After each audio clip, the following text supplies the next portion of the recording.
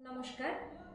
আজকে চলে এসেছি আবার একটা নতুন লেসন প্ল্যান এবং পড়ানোর ভাবনা চিন্তা নিয়ে। আগে আমাদের বেশ কিছু অনলাইন ক্লাসেস আপলোডেড হয়েছে, তোমরা প্রত্যেকে সেগুলো থেকে পড়াশোনা করেছো, উপকার পেয়েছো। আজকে আমরা নতুন একটা বিষয়, যেটা তোমাদের সেমিস্টার 3 এর ইউনিট 2-তে 1 নম্বর যে অধ্যায়টা, সেটা নিয়ে আমরা আজকে আলোচনা করব, যেটা হচ্ছে utilization of food, metabolism of carbohydrates, proteins and fats. আমি Moumita Banerjee, assistant teacher of nutrition, Santoshpur Shri Gouranga Vidyapith. আমার সঙ্গে আছেন। নমস্কার, আমি জয়া চক্রবর্তী, সহশিক্ষিকা, ঢাকুরিয়া পরেশনাথ বালিকা বিদ্যালয়। তো এক্ষুনি মৌমিতা ম্যাডাম যেটা বললেন, আমরা কিন্তু বিগত বেশ কয়েকটা ভিডিওতে আমরা অলরেডি জেনে গেছি যে কিভাবে খাদ্য আস্তে আস্তে আমাদের দেহের মধ্যে ভাঙে, অর্থাৎ পরিপাক পদ্ধতি সম্পর্কে আমাদের একটা ধারণা হয়েছে। এবং এই পরিপাক পদ্ধতিতে ব্যবহৃত বিভিন্ন রকম পাচক রস, পাচক গ্রন্থি যেগুলো রয়েছে, সেগুলো সম্পর্কেও আমরা অবগত হয়েছি। এছাড়াও পরিপাক ক্রিয়া করায় যে উৎসেচক, পরিপাককারী উৎসেচক, সেটা সম্পর্কেও আমরা জেনেছি। আজকে এই ভিডিওর মাধ্যমে আমরা জানতে চলেছি যে কোষের মধ্যে খাদ্য প্রবেশ করার পর তার কি পরিণতি হয়, অর্থাৎ তার থেকে যে আমরা শক্তি পাই, খাদ্য যে আমাদের ব্যবহার হলো, সেটাই কিন্তু আসলে বিপাক ক্রিয়া। সেই বিপাক সম্পর্কেই আমরা আগামী ভিডিওগুলোর মধ্যে আমরা পড়াশোনা করব। কিসের বিপাক? না শর্করা জাতীয় খাদ্যের বিপাক, প্রোটিন জাতীয় খাদ্যের বিপাক এবং ফ্যাট জাতীয় খাদ্যের বিপাক। Welcome students. আজকে আমরা ইউনিট 2 প্রথম অধ্যায়ের মেটাবলিজম যে চ্যাপ্টারটা রয়েছে তোমাদের, তার কার্বোহাইড্রেট মেটাবলিজম আগে তোমরা পড়েছো। আজকে আমরা ফ্যাট মেটাবলিজম এবং প্রোটিন মেটাবলিজম এই বিষয়টা নিয়ে টিউটোরিয়াল ক্লাস করব। তো প্রথমেই চলে যাই তোমাদের ইন্ট্রোডাকশনে, যে ফ্যাট মেটাবলিজমে কি কি পড়তে হবে আমাদের। প্রথমে আমাদের জানতে হবে ফ্যাট মেটাবলিজম বিষয়টা কি, তারপর আমরা পড়ব বিটা অক্সিডেশন, এবং তারপর পড়ব কনসেপ্ট অফ কিটোন বডিজ, অর্থাৎ কিটোন বডিজ নিয়ে বেশ কিছু কথা এবং আলোচনা। প্রথমেই তোমরা আগে জেনেছো মেটাবলিজম কি, মেটাবলিজম কিভাবে হয়, মেটাবলিজমের ফাংশন কি। খুব সহজ কথায় বলি, এই মেটাবলিজম কথাটা মেটাবল গ্রিক শব্দ থেকে এসেছে। মেটাবলিজমের ঘটনাটা কিভাবে ঘটে? যখন আমরা খাবার খেলাম, খাদ্য পাচিত হলো, খাদ্য পাচিত হয়ে শোষণ ঘটলো, রক্তের মধ্যে প্রবেশ ঘটলো, রক্ত সংবহনের মাধ্যমে কলাকোষে প্রবেশ ঘটলো, অর্থাৎ খাদ্যের পাচন, শোষণ, আত্তীকরণ সমস্ত কিছু ঘটে কোষের অঙ্গানুভূত হয়ে গেল, কোষের মধ্যে খাবারটা ঢুকে গেল। এইবার খাবারটা ঢুকে যাওয়ার যে ছোট ছোট কণা, খাবারের যে কণা, সেটা ঢুকে গিয়ে তার মধ্যে কিছু চেঞ্জেস হয়। কখনো সেটা ভাঙনমূলক পরিবর্তন, কখনো সেটা গঠনমূলক পরিবর্তন। তোমরা আগে অ্যানাবলিজম, ক্যাটাবলিজম এই কথাগুলো পড়েছো। কোষের মধ্যে রাসায়নিক যে সমস্ত পরিবর্তন হয়, তার মূল দুটো রূপ। একটা হচ্ছে সংশ্লেষধর্মী, অর্থাৎ কিছু একটা তৈরি করবে, আর একটা হচ্ছে অবক্ষয়ধর্মী, অর্থাৎ কিছু একটা ভেঙে যাবে। সংশ্লেষধর্মী বা কিছু তৈরি হওয়ার যে পদ্ধতিটা, সেটার নাম হলো অ্যানাবলিজম।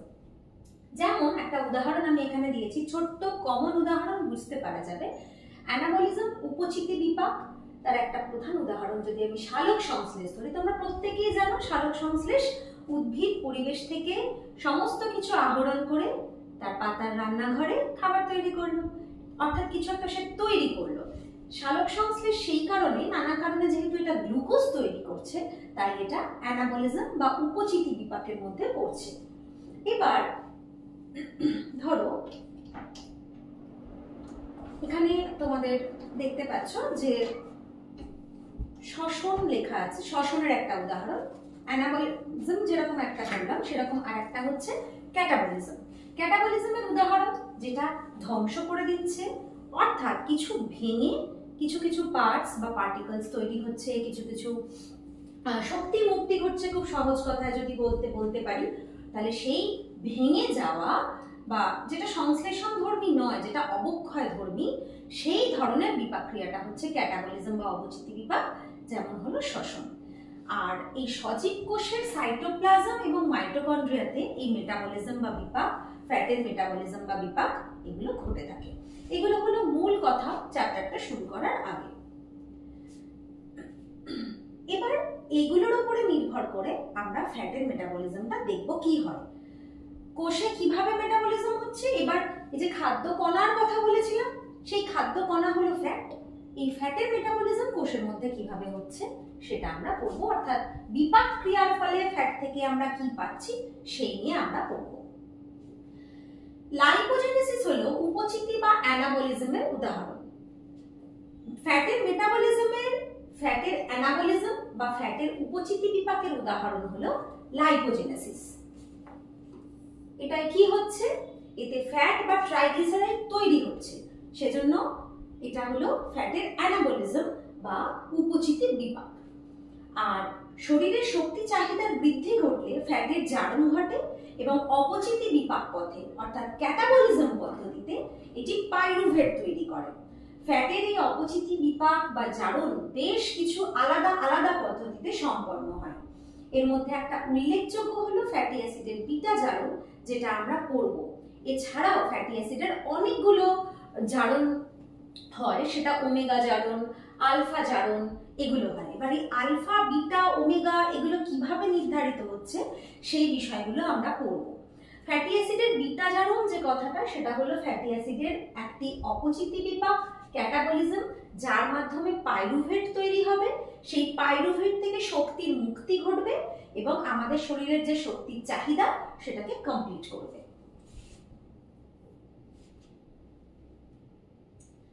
নেক্সট আমরা চলে আসছি ফ্যাটি অ্যাসিডের বিটা জারণ পদ্ধতিতে।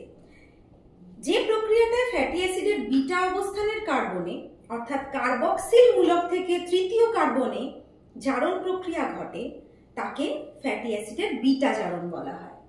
এই যে কথাটা বললাম যে কার্বক্সিল মূলক থেকে তৃতীয় পজিশন, তোমরা প্রত্যেকেই জানো অ্যাসিডের একটা গুরুত্বপূর্ণ সিগনিফিকেন্স, এটা যে অ্যাসিড সেটা আমরা মূলত বুঝতে পারি তার সঙ্গে COOH এটা অ্যাডেড থাকে।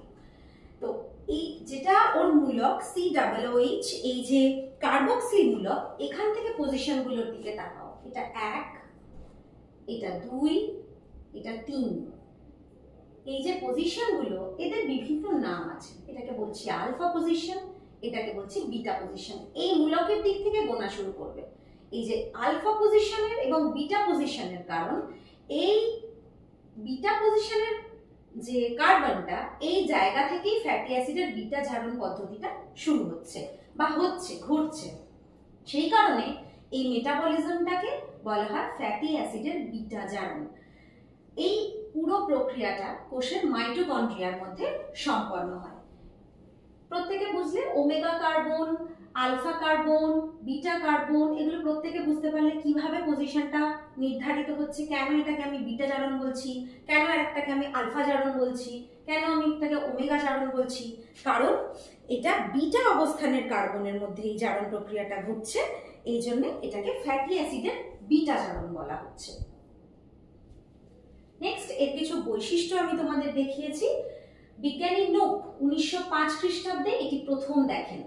এই ছোট ছোট তথ্যগুলো তোমরা প্রত্যেকে মনে রাখবে, কারণ তোমাদের এগুলো এমসিকিউ প্রশ্ন আসবে, সেখানে তোমাদের যাতে উত্তর দিতে সুবিধা হয় প্রত্যেকটা চ্যাপ্টার থেকে ছোট ছোট ইম্পর্টেন্ট পয়েন্টসগুলো তোমরা মাথায় রাখবে। ফ্যাটি অ্যাসিডের বিটা কার্বন স্থানে এই জারণ ক্রিয়াটা সংঘটিত হয় প্রত্যেকবার, এটা খুব ইম্পর্টেন্ট। প্রত্যেকবার বিটা জারণের দ্বারা ফ্যাটি অ্যাসিড প্রতি ক্ষেত্রে 2 কার্বন কম দৈর্ঘ্যের ফ্যাটি অ্যাসিডে পরিণত হয়। এটা আমি পরে যত স্লাইডে তোমাদের ছবিগুলো দেখাবো তাহলে বুঝতে পারবে। এটা তো লম্বা একটা কার্বন চেন, সেই কার্বন চেনের মানে বিটা অ্যাসিডের বিটা জারণ মানে বিটা পজিশন থেকে জারণটা স্টার্ট হচ্ছে, সেই ওখান থেকে জারণ হতে হতে প্রত্যেকটা ক্ষেত্রে 2 কার্বন কম দৈর্ঘ্যের একটা মানে লং চেন তৈরি হয়। এইভাবে দুটো দুটো করে কমতে থাকে।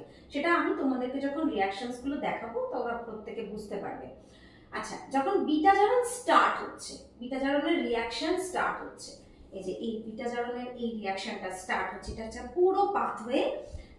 এই পুরো পাথওয়েটা আমরা দেখতে পাবো যে ফ্যাটি অ্যাসিডটা কি করে বিটা জারণের মাধ্যমে অ্যাসিটাইল কোয়েতে পরিণত হচ্ছে এবং শক্তি মুক্তি ঘটাচ্ছে, দেহে শক্তির চাহিদা মেটাচ্ছে। প্রথমে যখন ওই রিয়াকশনটা স্টার্ট হবে, প্রথমে ফ্যাটি অ্যাসিডটা সক্রিয়করণ ঘটবে। প্রথমেই কিন্তু রিয়াকশনে ঢুকে যেতে পারবে না ফ্যাটি অ্যাসিডটা, প্রথমে তার সক্রিয়করণ ঘটবে। এই সক্রিয়করণের ঘটনাটা যখন ঘটবে এই সময় শক্তির প্রয়োজন হয়, শুধুমাত্র এই ধাপটাতেই শক্তির প্রয়োজন হয়। কিভাবে হচ্ছে সক্রিয়করণ? ফ্যাটি অ্যাসিড তার সঙ্গে কোএনজাইম এ অ্যাড হচ্ছে। অ্যাসাইল কোএ সিনথেটিস এই উৎসেচকটার সহায়তায় এই ম্যাগনেসিয়াম অণু সেটাকে হেল্প করছে। এটিপি শক্তি যোগাচ্ছে, এই যে আমি বললাম শক্তির প্রয়োজন হয়। এটিপি এই সক্রিয়করণ বিক্রিয়াটাতে শক্তি প্রদান করছে যাতে বিক্রিয়াটা হতে পারে। সেই এটিপি এই রিয়াকশনটার মধ্যে অ্যাড হচ্ছে এবং কিসে পরিবর্তিত হয়ে যাচ্ছে? এএমপি, এটিপি হলো adenosine triphosphate, AMP adenosine monophosphate, এএমপিতে পরিবর্তিত হয়ে যাচ্ছে এবং তার সঙ্গে তৈরি করছে ফসফেট বন্ড। এই পুরো রিয়াকশনটা হওয়ার পর তৈরি হচ্ছে অ্যাসাইল কোয়ে, অর্থাৎ activated form. Beta acid beta জারণ হওয়ার জন্য অ্যাক্টিভেটেড ফর্মটা হলো অ্যাসাইল কোয়ে। ফ্যাটি অ্যাসিডের সঙ্গে কোএনজাইম এ অ্যাডেড হলো। অ্যাসাইল কোয়ে সিনথেটিস এই উৎসেচকের সাহায্যে, ম্যাগনেসিয়াম অণুর সহায়তায়, আয়নের সাহায্যে এটিপি শক্তি প্রদান করে এটিপি তৈরি করছে এএমপি এবং ফসফেট পিপিআই, আর আমরা পাচ্ছি অ্যাসাইল কোয়ে। যে অ্যাসাইল কোয়ে হচ্ছে অ্যাক্টিভেটেড ফর্ম, যেটা ঢুকে যাচ্ছে এই বিক্রিয়াটার মধ্যে। এই পুরো বিক্রিয়াটা আমি প্রথমেই বললাম মাইটোকন্ড্রিয়া অঞ্চলে ঘটে। তোমরা ভালোভাবে এই বিক্রিয়াটার ছবি একবার দেখে নাও, আমি তোমাদেরকে বলছি। প্রথমে এই যে সক্রিয়করণের ধাপটা, এই সক্রিয়করণের ধাপটা কিন্তু মাইটোকন্ড্রিয়া, মানে মাইটোকন্ড্রিয়ার যে বাইরের পার্টটা, সেই জায়গায় এই সক্রিয়করণের স্টেপস গুলো ঘটছে। যখন সক্রিয় হয়ে গেল, ফ্যাটি অ্যাসাইল কোয়ে তৈরি হয়ে গেল, তখন সে মাইটোকন্ড্রিয়াল ম্যাট্রিক্সের ভেতরে আসছে। কিভাবে? কার্নিটাইন নামে একটা পরিবাহকের মাধ্যমে, পর্দার মাধ্যমে সে ভেতরে ঢুকে আসছে। ফ্যাটি অ্যাসাইল কোয়ে এরপর এখানে ঢুকে মাইটোকন্ড্রিয়াল ম্যাট্রিক্সের মধ্যে যুক্ত হচ্ছে ফ্যাটি অ্যাসাইল কোয়ে ডিহাইড্রোজিনেজ, এটার সঙ্গে যুক্ত হচ্ছে এবং তাকে সাহায্য করছে এফএডি। এফএডি বিজারণের দ্বারা FADH2 হয়ে যাচ্ছে এবং দু অণু এটিপি তৈরি করছে। এটা ইম্পর্টেন্ট, এটা আমাদের পরে কাজে লাগবে।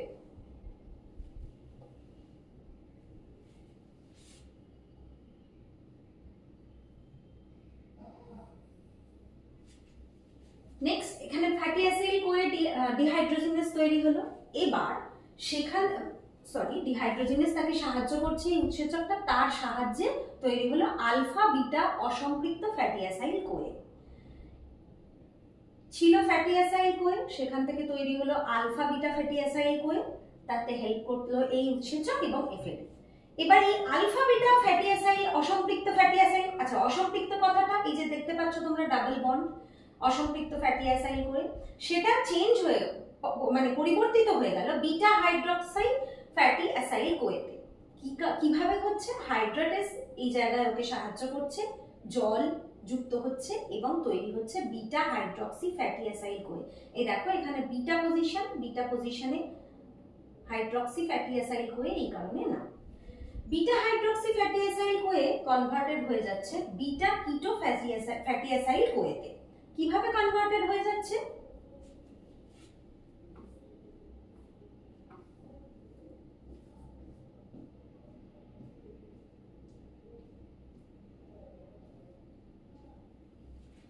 Beta hydroxy fatty acyl Koi কিভাবে বিটা কিটো ফ্যাটি অ্যাসাইল কোয়েতে পরিবর্তিত হয়ে গেল? দেখো এটা বিটা কিটো, এটা কিটো বন্ড, বিটা পজিশনে এই কিটো ফ্যাটি অ্যাসাইল কোয়ে হওয়ার এটাই কারণ। বিটা কিটো ফ্যাটি অ্যাসাইল কোয়েতে কি করে পরিবর্তিত হলো? এখানে ওকে ডিহাইড্রোজিনেজ উৎসেচক সাহায্য করলো, যেখানে এনএডি যুক্ত হয়ে NADH তৈরি করলো এবং 3 অণু এটিপি তৈরি হলো। এটাও কিন্তু একটা জারণমূলক ধাপ, এই এটিপিটার কথাও আমাদেরকে আপাতত মনে রাখতে হবে। আচ্ছা, নেক্সট স্টেপ। নেক্সট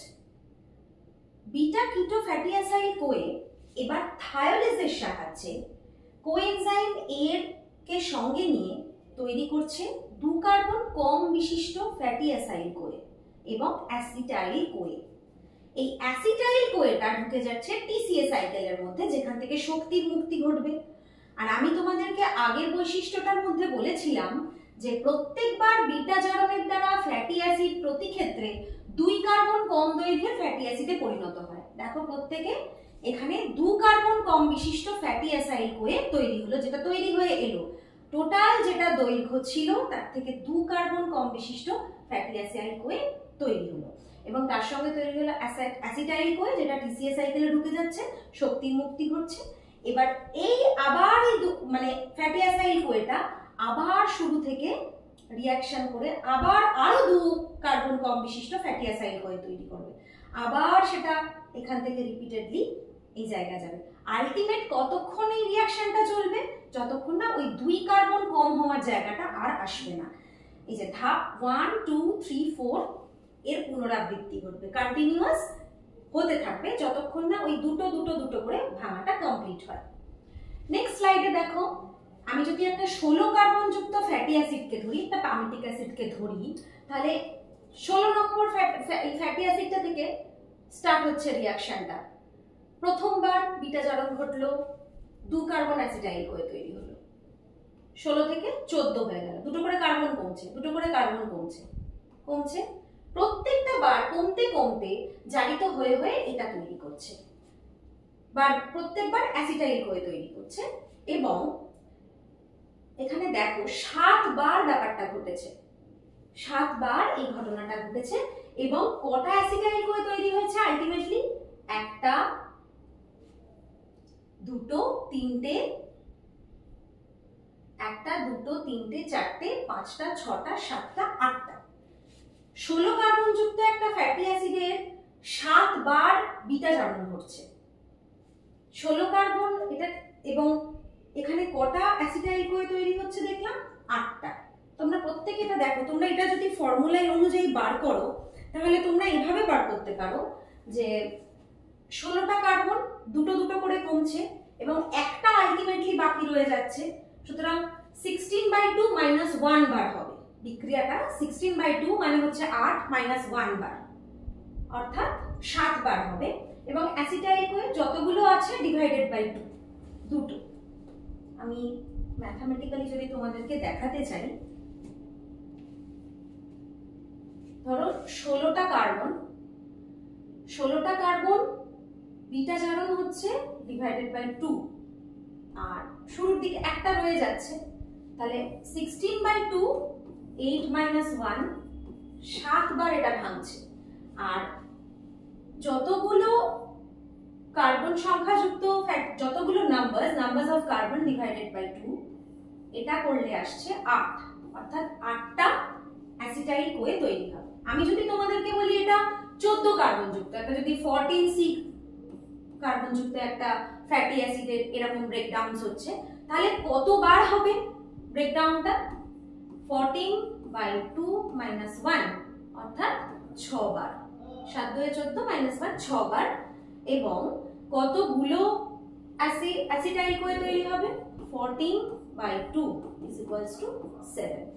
এরকম অনেকগুলো কার্বনের চেইন সম্পন্ন অ্যাসিটাইল কোয়ে 18 কার্বন হতে পারে, 16 কার্বন হতে পারে, 14টা কার্বন হতে পারে। তোমরা এই ফরম্যাটে বা এই ফর্মুলার মধ্যে ফেললেই বুঝতে পেরে যাবে যে কতবার বিটা জারণ ঘটবে সেটা এবং কতগুলো করে অ্যাসিটাইল কোয়ে তৈরি হয়।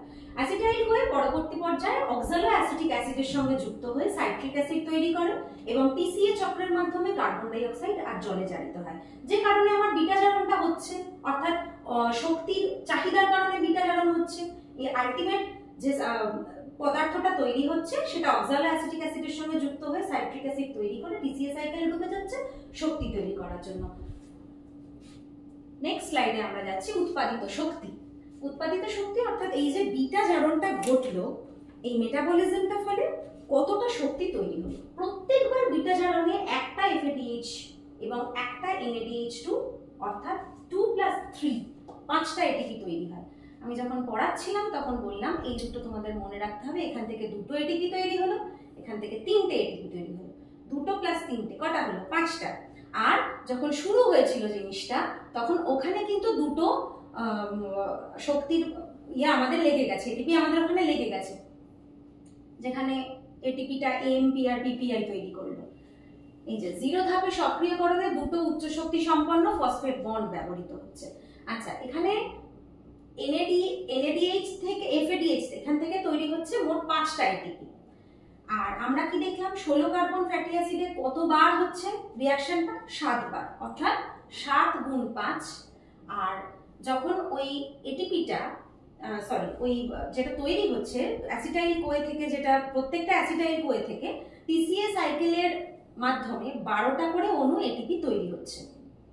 12টা অণু এটিপি এখানে অ্যাড হচ্ছে।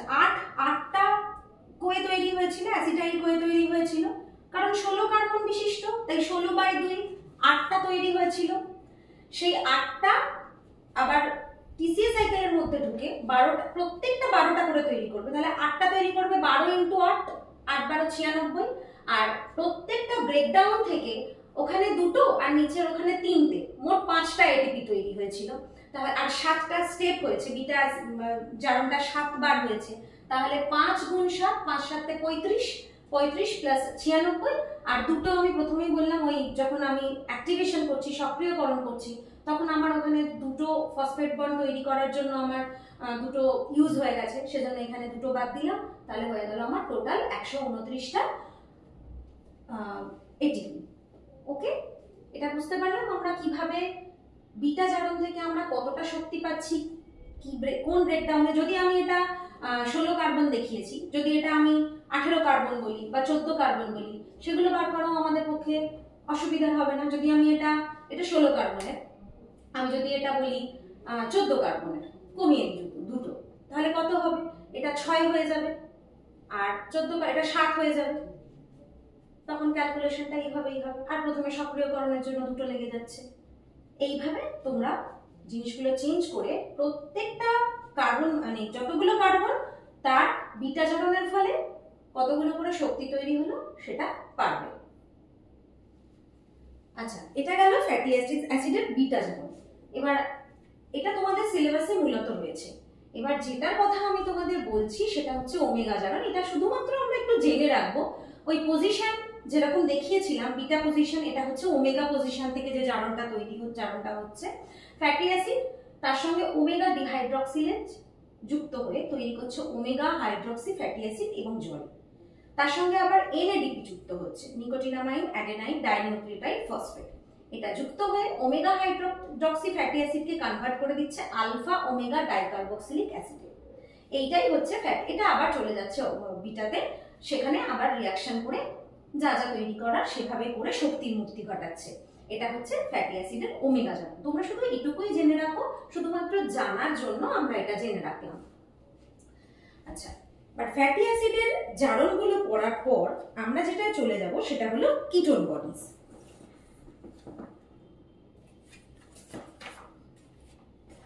এখানে বেশ কিছু বৈশিষ্ট্য এক জায়গায় করে রেখেছি। প্রথমে 3টে নাম রয়েছে। 1 নম্বর হলো acetoacetic acid, beta hydroxy butyric acid, acetone. এই 3টে বস্তুকে একসঙ্গে বলা হয় কিটোন বস্তু। আর কিটোন বডি যে পদ্ধতিতে তৈরি হচ্ছে তাকে বলা হয় কিটোজেনেসিস। ছোট ছোট প্রশ্ন এগুলো আসে, কিটোজেনেসিস কাকে বলে, কোনটা কিটোন বস্তু, হয়তো নামগুলো দিয়ে দিল, তার মধ্যে থেকে তোমায় প্রশ্ন করলো যে এর মধ্যে কোনটা কিটোন বস্তু। সংজ্ঞা হিসেবে বলতে পারি যে যে প্রক্রিয়াটায় দেহে শর্করার অভাব বা শর্করার বিপাক্রিয়া যদি ব্যাহত হয় এবং ফ্যাটের জারণ ক্রিয়া যদি বেড়ে যায়, তাহলে যকৃতে কিটো গ্রুপযুক্ত জৈব যৌগ বা কিটোন বডি, সেই কিটোন বডিগুলো হলো acetoacetic acid, beta hydroxy butyric acid এবং অ্যাসিটোন তৈরি হয়। তাকে কিটোজেনেসিস পদ্ধতি বলা হয়। এটা মূলত যকৃৎ কোষ, মাইটোকন্ড্রিয়া এই সমস্ত জায়গায় হয়। যকৃৎ বেশি হওয়ার মানে সম্ভাবনা যকৃতেই বেশি, ভুল আছে, যকৃতে এটা তৈরি হওয়ার একমাত্র স্থান, তবে কখনো মাইটোকন্ড্রিয়ায় আমরা সেটা দেখতে পাই। আর কোষের শর্করার ভাঙন যদি কম হয় এবং ফ্যাটি অ্যাসিডের বিটা জারণ যদি বেশি হয়, তাহলে কিটোন বডি তৈরি হয়। তোমাদের মনে রাখতে হবে যে 2টো শর্তে কিটোন বডি আমাদের বডির মধ্যে তৈরি হয়, এক যদি কোষে শর্করার ভাঙন কম হয়, আর দুই ফ্যাটি অ্যাসিডের বিটা জারণ যদি বেশি হয়। অর্থাৎ শক্তির প্রচুর প্রয়োজন, সেই কারণে মানে যেখান থেকে শক্তির মুক্তি ঘটানোর প্রয়োজন কোষে সেটা না করে সে ফ্যাটি অ্যাসিডকে ভেঙে ফেলছে, সেখান থেকে বিটা জারণ হচ্ছে এবং শর্করার ভাঙনটা কম হচ্ছে। এইখান থেকে শক্তির মুক্তি বেশি ঘটা দরকার। আমাদের তো কার্বোহাইড্রেট থেকেই বেশি শক্তি পাওয়ার কথা, কিন্তু আমরা যদি কোনো কারণে সেটা না পাই তখন ফ্যাটি অ্যাসিডের জারণ ঘটবে, বিটা জারণ ঘটবে, শক্তির মুক্তি ঘটতে শুরু করবে এবং কিটোন বডি বেশি পরিমাণে তৈরি হবে। কোন কোন অবস্থায় এই ঘটনা ঘটে যেখান থেকে আমরা মানে কোষে মানে কার্বোহাইড্রেটের ভাঙনটা ঘটছে না? এক, যদি কেউ অনশনরত অবস্থায় থাকে। দুই, ডায়াবেটিস মেলিটাস অবস্থায়, যেখানে শর্করাটাকে ইউজই করতে পারছে না বডি, বা অনশনরত অবস্থায় অর্থাৎ যে খাবারটা আমাদের খাওয়া দরকার সে খাবারটা আমরা খাচ্ছি না, 2 দিন 3 দিন 4 দিন আমরা অনশন করে আছি, তখন আমাদের শরীরের মধ্যে যে স্টোরড ফ্যাট সেগুলো ব্রেকডাউন হবে, সেখান থেকে শক্তির মুক্তি ঘটবে এবং তখন আমাদের এক্সক্রিটেড পদার্থ যেগুলো আছে তার মধ্যে কিটোন বডিজের পরিমাণ অনেক বেশি পাওয়া যাবে। সে কারণে যদি কেউ অনশনরত অবস্থায় থাকে চেক করে বলে দেওয়া যায় যে সে সত্যিই মানে স্টারভেশনের মধ্যে আছে কিনা, তখন চেক করা হয় এবং দেখা যায় যে তার বডি থেকে রেচিত যে বস্তু তার মধ্যে কিটোন বডিজগুলোর এক্সিস্ট করছে কিনা, রয়েছে কিনা, সেগুলো হলো acetoacetic acid, beta hydroxy butyric acid এবং অ্যাসিটোন। এটা দেখে আমরা বুঝতে পারি যে তার বডিতে কিটোন বস্তু তৈরি হচ্ছে, অর্থাৎ সে অনশনরত অবস্থায় রয়েছে।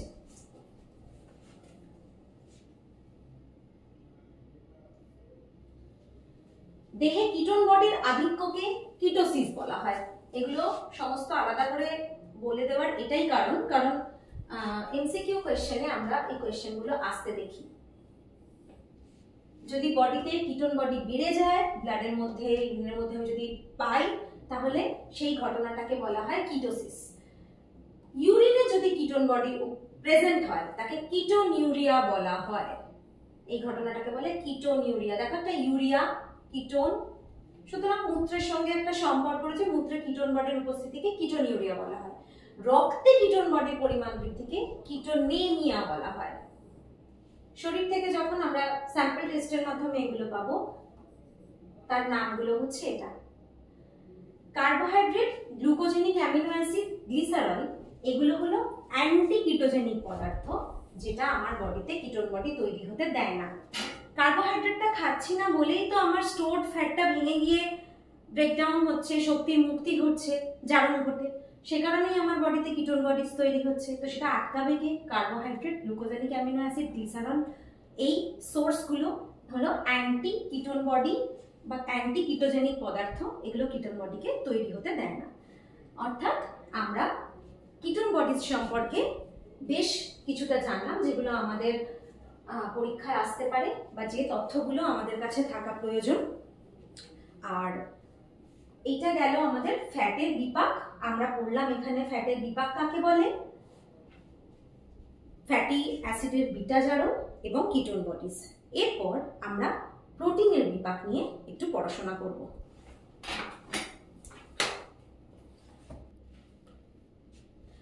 আমরা চলে এলাম প্রোটিনের বিপাকে। এই চ্যাপ্টারটার মধ্যে আমরা কি কি পড়বো? আমাদের এখান থেকে জানতে হবে অ্যামিনো অ্যাসিড ভান্ডার কাকে বলে, ডিঅ্যামাইনেশন কাকে বলে, ইউরিয়া কিভাবে তৈরি হয় অর্নিথিন চক্রের মাধ্যমে, ট্রান্সঅ্যামিনেশন, ডিকার্বক্সিলেশন, ট্রান্সমিথাইলেশন এবং প্রোটিন তৈরি হওয়ার স্থান, প্রোটিন সংশ্লেষণ স্থান, এই বিষয়গুলো নিয়ে আমরা এই চ্যাপ্টারটা শুরু করব। প্রথমে অ্যামিনো অ্যাসিড ভান্ডার, যেটাকে বলা হয় অ্যামাইনো অ্যাসিড পুল। এটা কি? তোমরা প্রত্যেকে একটা ছবি দেখতে পাচ্ছ, ছবির মধ্যে ভান্ডারটা দেখানো আছে। এটা ধরে নিলাম যে আমাদের অ্যামিনো অ্যাসিড ভান্ডার, এবং বেশ কিছু সোর্স থেকে অ্যামিনো অ্যাসিড এসে যুক্ত হচ্ছে, সেটা সংযোজন। আবার বেশ কিছু কারণে বডি থেকে অ্যামিনো অ্যাসিড বের হয়ে যাচ্ছে।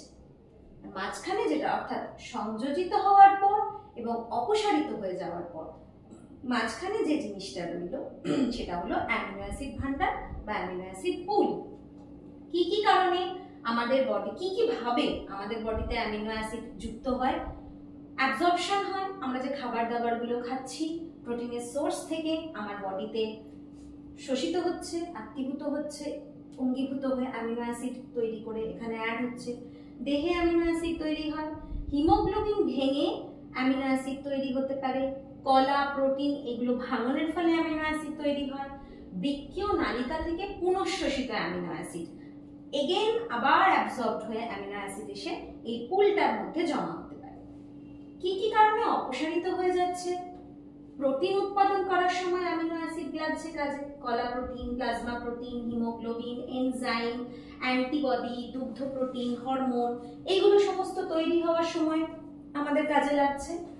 অপরিহার্য অপ্রোটিন যৌগ কিন্তু সেগুলো আমাদের জন্য যথেষ্ট অপরিহার্য শারীরবৃত্তীয় বিভিন্ন কাজ সম্পন্ন করার জন্য, যেমন পিউরিন, পিরিমিডিন, কোএনজাইম, কোলিন এগুলো। আবার জারণে যখন শক্তির উৎপাদন ঘটছে তখন প্রয়োজন ঘটছে।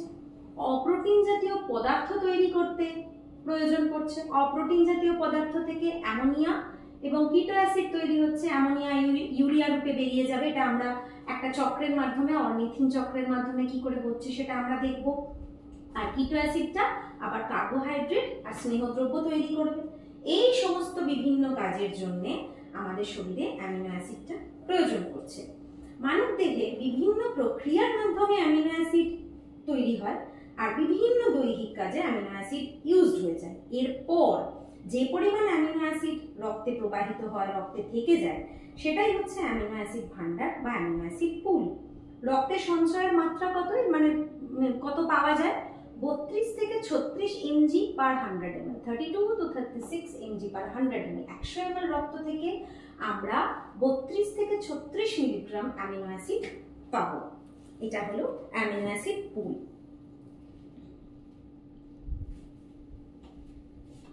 নেক্সট আমরা চলে যাচ্ছি ডিঅ্যামিনেশন, অ্যামাইনো অপসারণ। বুঝতেই পারছো ডি কথাটা ব্যবহৃত হচ্ছে। ডিঅ্যামিনেশন অর্থাৎ অ্যামাইনো অ্যাসিড অপসারণ, যখন অপসৃত হয়ে যাচ্ছে। ডি মানে হলো বাদ। ডিঅ্যামিনেশন কথাটার অর্থ হলো অ্যামিনো অ্যাসিড থেকে অ্যামিনো গ্রুপটা বাদ দেওয়া হয়। এই পদ্ধতিটাই হচ্ছে ডিঅ্যামিনেশন পদ্ধতি। এতে অ্যামিনো অ্যাসিড থেকে অ্যামিনো গ্রুপ অর্থাৎ NH3 বা অ্যামোনিয়া মুক্ত হয়ে যাবে এবং যেটা বাকি রয়ে যাবে সেটা কিটো অ্যাসিডে পরিণত হয়ে যাবে। কিটো অ্যাসিডটা আবার গিয়ে দুটো অংশ তৈরি হলো। একটা হচ্ছে অ্যামোনিয়া যুক্ত গ্রুপ, যেটা আলাদা হয়ে গেল অ্যামোনিয়া গ্রুপটা, এবং অবশিষ্ট অংশ যেখানে অ্যামোনিয়াটা নেই, অ্যামাইনো গ্রুপটা নেই, সেটা হচ্ছে কিটো অ্যাসিড। সেই কিটো অ্যাসিডটা আবার অন্য কোনো একটা অ্যামিনো গ্রুপের সঙ্গে যুক্ত হয়ে নতুন অ্যামিনো অ্যাসিড তৈরি করতে পারে অথবা গ্লুকোজ তৈরি করতে পারে। এই সমস্ত করে TCA সাইকেলের মাধ্যমে সেই আলটিমেটলি আমাদের জন্য এনার্জি, কার্বন ডাই অক্সাইড আর জল তৈরি করবে। বেশ কিছু অ্যামিনো অ্যাসিড আছে যেক্ষেত্রে এই পদ্ধতিটা ঘটে, যেমন সিস্টিন, গ্লাইসিন, এগুলো আমাদের কাছে অনেক চেনা অ্যামিনো অ্যাসিড, যেখান থেকে এই পদ্ধতিটা যেখানে হয় আর কি। এবার এই অ্যামিনো অ্যাসিড যে ডিঅ্যামিনেশন, এখানে দেখে নিই আমরা কি কি আছে। ডিঅ্যামাইনেজ উৎসেচক দ্বারা অ্যামিনো অ্যাসিড থেকে অ্যামিনো মূলকটা অপসৃত হয়ে যাচ্ছে। মূলত এই পদ্ধতিটা যকৃতে হয়, বৃক্ক আর অন্যান্য কলাকোষেও খুব কম মাত্রায় ঘটে থাকে। এই পদ্ধতিতে উৎপন্ন অ্যামোনিয়া যকৃতে অর্নিথিন সাইকেলের মাধ্যমে ইউরিয়া তৈরি করে। নাইট্রোজেনবিহীন অবশিষ্ট পদার্থ অন্য কোনো অ্যামিনো গ্রুপের সঙ্গে যুক্ত হয়ে নতুন অ্যামিনো অ্যাসিডে পরিণত হয় অথবা গ্লুকোজ তৈরি করে এবং TCA সাইকেলের মাধ্যমে কার্বন ডাই অক্সাইড আর জল তৈরি করে। ডিঅ্যামিনেশন মোটামুটি দু ধরনের, একটা হচ্ছে অক্সিডেটিভ, একটা হচ্ছে নন অক্সিডেটিভ। অক্সিডেটিভটা হচ্ছে জারণধর্মী, অর্থাৎ অক্সিজেনের উপস্থিতিতে অ্যামিনো অ্যাসিডটা জারিত হয়ে অ্যামোনিয়া মুক্ত করার পদ্ধতি। আমরা দেখে নিই। অক্সিডেজ দ্বারা অ্যামিনো অ্যাসিড হাইড্রোজেন বিমোচনের দ্বারা ইমিনো অ্যাসিড তৈরি করে। এই ধাপে ইমিনো অ্যাসিড জলের উপস্থিতিতে অ্যামোনিয়া মুক্ত করে এবং আলফা কিটো অ্যাসিডে পরিবর্তিত হয়। জারণধর্মী বা অক্সিডেটিভ অর্থাৎ অক্সিজেনের প্রেজেন্সে এই অ্যামিনো অ্যাসিডটা ইমিনো অ্যাসিডে পরিণত হচ্ছে। সেখানে ইমিনো অ্যাসিডে যখন সে পরিণত হচ্ছে তখন অ্যামিনো অ্যাসিড অক্সিডেজ কাজে লাগছে এবং FAD থেকে FADH2 তৈরি হচ্ছে। সেখান থেকে জল মুক্ত হয়ে কিটো অ্যাসিড এবং অ্যামোনিয়া।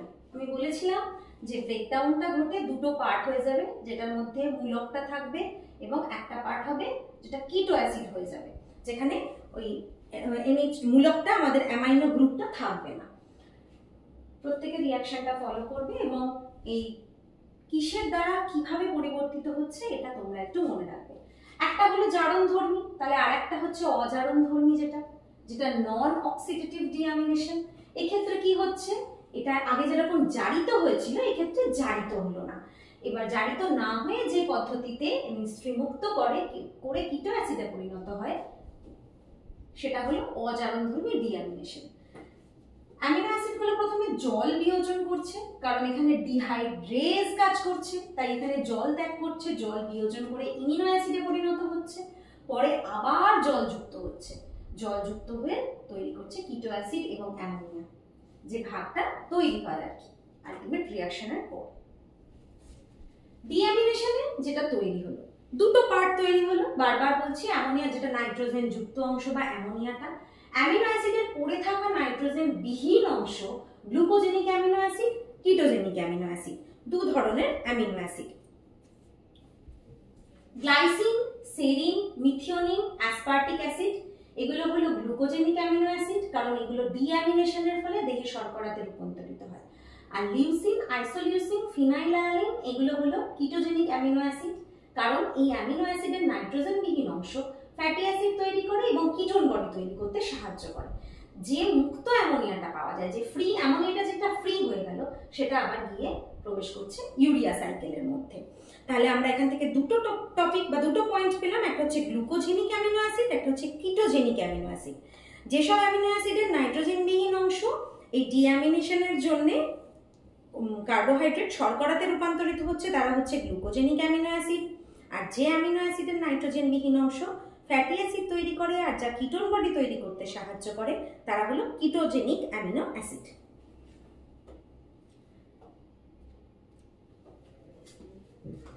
নেক্সট আমরা চলে যাচ্ছি ইউরিয়া সাইকেল বা অরনিথিন সাইকেল। লাস্ট লাইনটা দেখবে, যে মুক্ত অ্যামোনিয়া পাওয়া যায় সেটা ইউরিয়া সাইকেলে প্রবেশ করে, এইটা হলো ইউরিয়া সাইকেল। ছোট্ট একটা সাইকেল, এটাকে অরনিথিন সাইকেলও বলা হয়। কেন বলা হয় সেটা আমরা আগের স্লাইড থেকে দেখতে দেখতে আসি। ডিঅ্যামিনেশন পদ্ধতিতে উৎপন্ন অ্যামোনিয়া অত্যন্ত বিষাক্ত। অ্যামোনিয়া আমাদের শরীরে অনেক বিষক্রিয়া সৃষ্টি করে। এই বিষাক্ত অ্যামোনিয়া অরনিথিন সাইকেলের দ্বারা অবিষাক্ত ইউরিয়া তৈরি করে এবং মূত্রের দ্বারা নির্গত হয়ে যায়। এটার একটা অন্য নামও রয়েছে, এটার নাম হলো ক্রেবস হেন্সেলিয়েট চক্র। কেন? কারণ বিজ্ঞানী ক্রেবস এবং বিজ্ঞানী হেন্সেলিয়েট এই দুই বিজ্ঞানী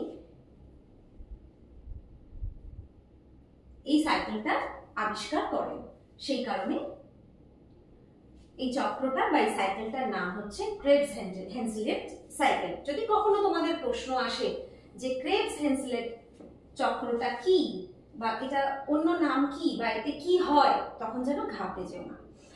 অরনিথিন ইউরিয়া উৎপাদনে এক মুখ্য ভূমিকা গ্রহণ করে, এজন্য ইউরিয়া চক্রকে অরনিথিন চক্র বলে। যেসব প্রাণীরা ইউরিয়াকে প্রধান বর্জ্য পদার্থ হিসেবে দেহ থেকে ইউরিয়া চক্রের মাধ্যমে নির্গত করে তাদের ইউরিওটেলিক প্রাণী বলে, যেমন মানুষ।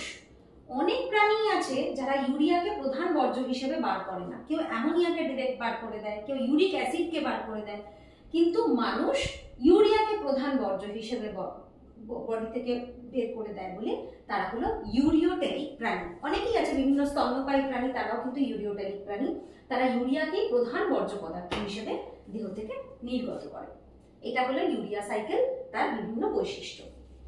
এবার আসছি আমরা সাইকেলে। তোমরা প্রথমেই দেখো আর্জিনিন। তোমরা আর্জিনিন নামটা শুনেছো না? আর্জিনিন কিন্তু একটা অ্যামিনো অ্যাসিড। দেখো আর্জিনিনের সঙ্গে এটা সাইকেলটা বিক্রিয়াটা কিভাবে হচ্ছে বলছি। আর্জিনিনের সঙ্গে প্রথমে আর্জিনেট যুক্ত হচ্ছে উৎসেচকটা। আর্জিনেজের প্রভাবে আর্জিনিন অরনিথিন তৈরি করছে আর বের হয়ে যাচ্ছে ইউরিয়া। আর্জিনিন আর্জিনেজ তৈরি করছে ইউরিয়া আর তৈরি করছে অরনিথিন। এই অরনিথিনটা আবার একটা অ্যামোনিয়া, কার্বন ডাই অক্সাইড এগুলোর সঙ্গে যুক্ত হয়ে তৈরি করছে সিট্রুলিন। অ্যামোনিয়া বডিতে ছিল, যেটাকে ও নিয়েছে চেঞ্জ করবে বলে, ইউরিয়া তৈরি করবে বলে। প্রথমে অরনিথিন তৈরি হলো, অরনিথিন আবার নিল, নেওয়ার পরে সিট্রুলিন তৈরি করলো, আবার এই সিট্রুলিন অ্যামোনিয়া নিল, আবার একটা নিল, নেওয়ার পর আবার আর্জিনিন তৈরি করলো, আবার এই আর্জিনিনটা আর্জিনেজের মাধ্যমে ভেঙে গিয়ে ইউরিয়া অর্নিথিন তৈরি করছে। আবার এই যে ইউরিয়াটা বডি থেকে বের হয়ে যাচ্ছে, এদিকে লেখা আছে বের হয়ে যাচ্ছে এটা, আবার এই অর্নিথিনটা যখন ইউরিয়া আর অর্নিথিন তৈরি হলো, আবার অর্নিথিন অন্য আরেকটা NH3 নিল, নিয়ে তৈরি করলো সিট্রুলিন, আবার সেটা অ্যামোনিয়ার সঙ্গে যুক্ত হয়ে আর্জিনিন, আবার আর্জিনেজের প্রভাবে ইউরিয়া আর অর্নিথিন তৈরি করছে। এই কারণে এই যে চক্রাকার আবর্তন ঘটছে এবং বারবার এইভাবে ইউরিয়াটা তৈরি হচ্ছে, সেই কারণে এটার নাম হচ্ছে অর্নিথিন চক্র বা ইউরিয়া সাইকেল। এই চক্রাকার আবর্তনের মাধ্যমে এই আর্জিনিন যে অ্যামিনো অ্যাসিড এটা যকৃতে থাকে, এটা যকৃতের মধ্যেই এই রিয়াকশনটা কমপ্লিট হয়। আর্জিনিন উৎসেচকটা নিচ্ছে, বিশ্লিষ্ট হয়ে যাচ্ছে অর্নিথিন আর ইউরিয়াতে, অর্নিথিন আবার এখনো অ্যামোনিয়া আর কার্বন ডাই অক্সাইডের সঙ্গে অ্যাড হয়ে প্রথমে সিট্রুলিন তৈরি করছে, সিট্রুলিন আবার এখনো অ্যামোনিয়া নিয়ে নিচ্ছে, তার সঙ্গে যুক্ত হয়ে তৈরি করছে আর্জিনিন, আবার আর্জিনিন ভেঙে গিয়ে ইউরিয়া আর অর্নিথিন তৈরি করছে। এটাই হচ্ছে সাইকেলের মতো চলছে বলে এইভাবে এটা হচ্ছে অর্নিথিন সাইকেল। প্রত্যেকে বুঝতে পেরেছো? যকৃৎ কোষের মাইটোকন্ড্রিয়াতে এটা মূলত দেখতে পাওয়া যায়। কেন এটাকে বলে, এটার আরেকটা নাম কি, আর এই সাইকেলটা দিয়েও হয়তো তোমাদের কাছে ছোট প্রশ্ন আসতে পারে, ডায়াগ্রাম বেসড কোয়েশ্চেন যেগুলো হয় সেখানে আসতে পারে, হয়তো এই অংশটা দিল না, এই সাইকেলটা তুলে দিল, এটাকে অফ করে দিল, অফ করে বললো যে অমুক এই শূন্যস্থানের এই ছবি এই শূন্যস্থানের জায়গাটায় কি হবে, বা এটা অফ করে দিল, যেখানে একটা অফ করে দিল। এই ডায়াগ্রামটা তোমরা প্রত্যেকে মনে রাখবে, ছোট্ট ডায়াগ্রাম, কিভাবে সাইকেলটা কমপ্লিট হচ্ছে তোমরা প্রত্যেকে বুঝতে পারবে। এখানে ধাপগুলো আর একবার আমি লিখে বলে দিয়েছি, এই একই জিনিস সেখানে দেওয়া আছে।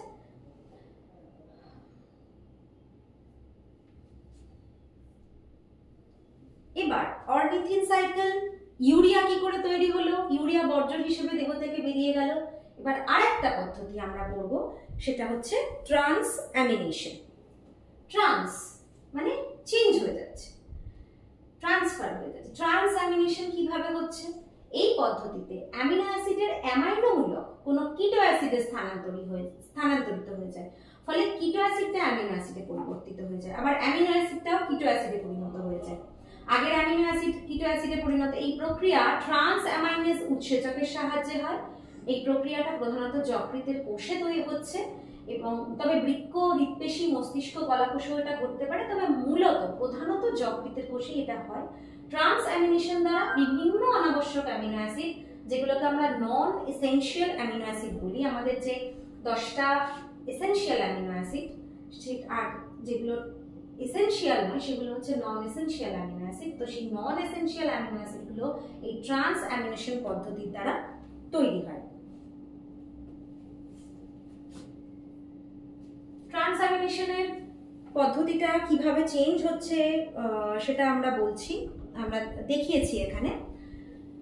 প্রথমে বললাম যে অ্যামিনো অ্যাসিডের অ্যামিনোমূলকটা কোনো কিটো অ্যাসিডে, আর কিটো অ্যাসিডটা চেঞ্জ হয়ে যায়, অ্যামিনো অ্যাসিডটা কিটো অ্যাসিডে পরিণত হয়ে যায়, অ্যামিনো অ্যাসিডের যে অ্যামিনোমূলক সেটা কোনো কিটো অ্যাসিডে চলে গেল, এর ফলে কিটোটা অ্যামিনোতে পরিণত হলো, এবং যেহেতু অ্যামিনো অ্যাসিডটা কিটো অ্যাসিডের মধ্যে চলে গেল, তাই যে অ্যামিনো অ্যাসিড থেকে কিটো অ্যাসিডটা চলে গেছে, সেটা যে অ্যামিনোমূলকটা চলে গেল সেটা কিটো অ্যাসিডে পরিণত হয়। যেমন ধরো এইটার মধ্যে অ্যামিনোমূলক এটা, এটার মধ্যে কিটোমূলক এটা, এই দুটো চেঞ্জ হয়ে যাচ্ছে, এই জায়গায় এটা চলে যাচ্ছে, এই জায়গায় এটা চলে আসছে, চেঞ্জ হয়ে গিয়ে এটা কিটো অ্যাসিড হয়ে গেল, এটা অ্যামিনোতে পরিণত হয়ে গেল। ওটা প্রথমে কিন্তু অ্যামিনো ছিল, পরে যেহেতু কিটোমূলকটা স্থানান্তরিত হয়ে গেল, তাই এটা চেঞ্জ হয়ে গেল কিটো অ্যাসিডে। আবার ওখান থেকে অ্যামিনোমূলকটা এখানে ঢুকে গেল, এই জায়গায় তৈরি হয়ে গেল অ্যালানিন, একটা অ্যামিনো অ্যাসিড। প্রত্যেকে লক্ষ্য করে দেখো, সব জিনিসটা এক আছে, শুধুমাত্র এটা ওদিকে চলে গেছে আর এটা এই জায়গায় চলে এসেছে। এই যে ট্রান্স হলো, এই ব্যাপারটাকে বলা হচ্ছে ট্রান্স অ্যামিনেশন।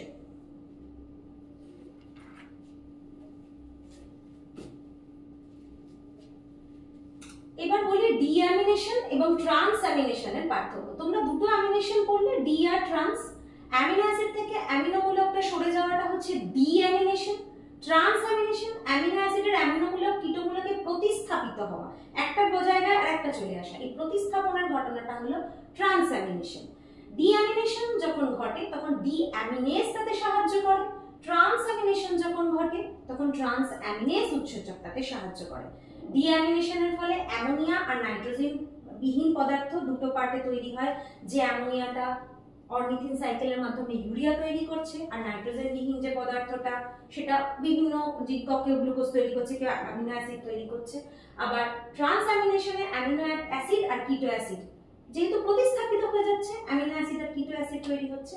এটাই হচ্ছে মূল পার্থক্য এতক্ষণ আমরা যে অ্যামিনেশন গুলো পড়লাম, ডিঅ্যামিনেশন এবং ট্রান্সঅ্যামিনেশনের পার্থক্য। এবার একটা ঘটনার বিবৃতি দেওয়া আছে, সেটা হচ্ছে ডিকার্বক্সিলেশন, যেটা তোমাদেরকে পড়তে হবে এবং তোমাদের সিলেবাসের মধ্যে রয়েছে। ডিকার্বক্সিলেশন, ডি প্রথমে বললাম বাদ। এই পদ্ধতিতে অ্যামিনো অ্যাসিডের কার্বক্সিল গ্রুপটা COOH যেটা, সেখান থেকে কার্বন ডাই অক্সাইড অপসারিত হয়ে যাচ্ছে, অ্যামিনো অ্যাসিড থেকে অ্যামাইন তৈরি হচ্ছে। ডিকার্বক্সিলেজ উৎসেচক এতে সাহায্য করে, এটা জীবদেহের সজীব কোষের সাইটোপ্লাজমে ঘটে। যেমন এই যে স্ট্রাকচারটা দেখছো, এই যে COOH, এখান থেকে কার্বন ডাই অক্সাইডটা বের হয়ে গেল, বের হয়ে গিয়ে তৈরি করলো RCH2NH2, একটা অ্যামিন তৈরি করলো। এই অ্যামিনো অ্যাসিডটা থেকে কার্বন ডাই অক্সাইড যদি বের হয়ে যায়, CO2 যদি বের হয়ে যায়, তাহলে পড়ে থাকে একটা H, সেখান থেকে তৈরি হচ্ছে অ্যামিন। উদাহরণ হিসেবে বলি, হিস্টিডিন, এটা একটা অ্যামিনো অ্যাসিড, এখান থেকে কার্বন ডাই অক্সাইডটা যদি ডিকার্বক্সিলেজের মাধ্যমে, যেহেতু ডিকার্বক্সিলেশন হচ্ছে, ডিকার্বক্সিলেজের মাধ্যমে বের হয়ে যায়, তাহলে তৈরি করছে যে অ্যামাইনটা, সেটা হলো হিস্টামিন, যেটা স্ট্রাকচার দিয়ে তোমাদেরকে বলে দেওয়া আছে। এই প্রক্রিয়ায় অন্যান্য অনেক অ্যামিন তৈরি হয়, যেমন হিস্টিডিন থেকে হিস্টামিন তৈরি হয়, ট্রিপ্টোফ্যান থেকে ট্রিপ্টামিন তৈরি হয়, টাইরোসিন থেকে টাইরামিন তৈরি হয়, গ্লুটামিক অ্যাসিড থেকে গামা অ্যামিনো বিউটারিক অ্যাসিড, যেটাকে আমরা শর্টে বলি গাবা, সেটা তৈরি হয়। ডিকার্বক্সিলেশন পদ্ধতিতে ডোপামিন, সেরোটোনিন এবং হিস্টামিন নামে নিউরোট্রান্সমিটার গঠনে এগুলো অংশগ্রহণ করে। ক্রেবস চক্রে NADH, FADH2 এগুলোর মাধ্যমে শক্তি উৎপন্ন হয়। দেহ থেকে বিটা অ্যালানিন নামক টক্সিক পদার্থ এই পদ্ধতিটার মাধ্যমে বের হয়ে যায়। ডিকার্বক্সিলেশন বোঝা গেল, এবার আমরা নেক্সট স্লাইডে যাচ্ছি। ট্রান্সমিথাইলেশন। ট্রান্সমিথাইলেশন যে প্রক্রিয়ায় ট্রান্সমিথাইলেজ উৎসেচকের উপস্থিতিতে একটা অ্যামিনো অ্যাসিড থেকে মিথাইল গ্রুপ অন্য জৈব অণুতে গৃহীত হয় এবং ওই গ্রাহক যৌগটি মিথাইল গ্রুপ সম্পন্ন হয়ে ওঠে, তাকে ট্রান্সমিথাইলেশন বলা হয়। এখান থেকে অ্যামিনো অ্যাসিড থেকে মিথাইল গ্রুপটা যদি এখানে গৃহীত হয়, তাহলে এই গৃহীত যৌগটা মিথাইল গ্রুপ সম্পন্ন হয়ে যাবে, এটা খুব নর্মাল ব্যাপার। এখান থেকে মিথাইল যৌগ ট্রান্সফার হয়ে গেল, এটা মিথাইল গ্রুপ সম্পন্ন একটা যৌগ তৈরি হলো, এই ঘটনাটাকে বলা হচ্ছে ট্রান্সমিথাইলেশন। যেমন সাইটোসিন ডিএনএ মিথাইল ট্রান্সফারেজ, এটার সাহায্য নিয়ে 5-মিথাইল সাইটোসিন এ পরিণত হয়। সক্রিয় মিথিওনিন এবং গুয়ানো অ্যাসিটিক অ্যাসিডের বিক্রিয়ায় আমরা দেখতে পাচ্ছি CH3 স্থানান্তর ঘটছে ট্রান্সমিথাইলেজের প্রেজেন্সে, উৎসেচকের সাহায্যে সেখান থেকে ক্রিয়েটিনিন তৈরি হচ্ছে। এটা যে পদ্ধতির মাধ্যমে ক্রিয়েটিনটা তৈরি হলো, এই মাধ্যমটা বা এই পদ্ধতিটাকে বলা হচ্ছে ট্রান্সমিথাইলেশন, যেখানে একটা অ্যামিনো অ্যাসিড থেকে মিথাইল গ্রুপটা অন্য একটা জৈব অণুতে চলে যাচ্ছে, এটা হলো ট্রান্সঅ্যামাইনেশন।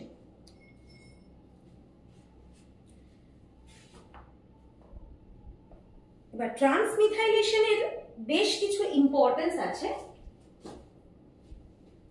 আচ্ছা সরি, আমি ট্রান্সঅ্যামাইনেশন বলেছি, ওটা ট্রান্সমিথাইলেশন। কি কি গুরুত্ব? জিনের ট্রান্সক্রিপশন পরিবর্তন করতে এটা ব্যবহৃত হয়।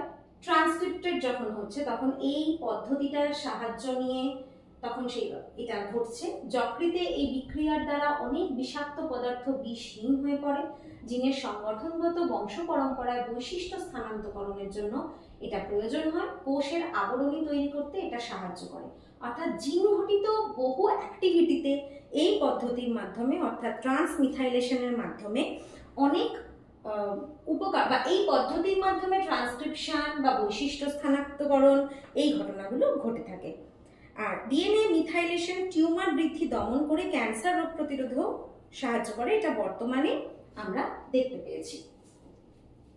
প্রত্যেকটা আমাদের সিলেবাসের মধ্যে থাকা টপিক আমাদের পড়া হলো। আমরা ডিকার্বক্সিলেশন পড়লাম, ট্রান্সমিথাইলেশন পড়লাম, আমরা অর্নিথিন সাইকেল পড়লাম, আমরা জারণধর্মী এবং বিজারণধর্মী ডিঅ্যামিনেশন পড়লাম। এবার আমরা লাস্ট পার্ট সেটায় চলে আসি, সেটা হচ্ছে প্রোটিন সংশ্লেষণের স্থান, অর্থাৎ site of protein synthesis.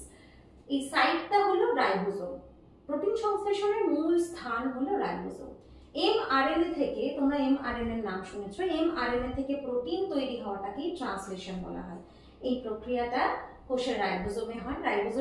Ribosome protein সংশ্লেষের প্রয়োজনীয় উৎসেচক সরবরাহ করে এবং প্রোটিন সংশ্লেষের আধার রূপে কাজ করে, অর্থাৎ এর মধ্যেই প্রোটিনটা তৈরি হয় এবং প্রোটিনটা তৈরি হওয়ার জন্য যে যে উৎসেচকের প্রয়োজন হয় সেটা রাইবোজোম, তোমরা রাইবোজোম পড়েছো, তোমরা রাইবোজোমের ছবিটা মনে করো, তার মধ্যে প্রোটিন তৈরি হচ্ছে, এটাই হচ্ছে প্রোটিন তৈরি করার কারখানা এবং আধার ওই জায়গাতেই প্রোটিন তৈরি হচ্ছে। রাইবোজোম প্রোটিন তৈরি করার জন্য যা উৎসেচক প্রয়োজন সেগুলোকে সরবরাহ করছে, এই কারণেই এটাকে প্রোটিন ফ্যাক্টরি বা প্রোটিন কারখানা বলা হয়। প্রোটিন তৈরির সময় অনেকগুলো রাইবোজোম এমআরএনএ তন্তু দ্বারা পরস্পর যুক্ত থাকে। একত্রিত অনেকগুলো রাইবোজোমকে পলিজোম বা পলিরাইবোজোম বলা হয়। আমরা এই ট্রান্সক্রিপশন কথাটা খুব শুনে থাকি। ডিএনএ থেকে নির্দেশিকা বা তথ্য যখন এমআরএনএ তে রূপান্তরিত হচ্ছে সেই ঘটনাটাকে আমরা ট্রান্সক্রিপশন বলছি। ট্রান্সলোকেশন কাকে বলি? টিআরএনএ দ্বারা এমআরএনএ কে কোষের রাইবোজোমে স্থানান্তর করা, এই ঘটনাটা হচ্ছে ট্রান্সলোকেশন। লোকেশনটা চেঞ্জ। ট্রান্সলেশন, যেভাবে প্রোটিনটা তৈরি হচ্ছে, প্রোটিন তৈরির নির্দেশিকা বা কোড অনুযায়ী অ্যামিনো অ্যাসিডের ক্রমান্বয়ে উপস্থাপন, সক্রিয়করণ এবং বন্ধন এবং পলিপেপটাইড চেনের প্রসারণ, এই ঘটনাটাকে বলা হচ্ছে ট্রান্সলেশন। ট্রান্সক্রিপশন, ট্রান্সলোকেশন এবং ট্রান্সলেশন, এইভাবে রাইবোজোমে ট্রান্সক্রিপশন, ট্রান্সলেশন দ্বারা পলিপেপটাইড চেন বা প্রোটিন তৈরি হয় এবং এর মূল স্থান হলো রাইবোজোম। এই কারণে রাইবোজোম হলো প্রোটিনের কারখানা বা প্রোটিন ফ্যাক্টরি।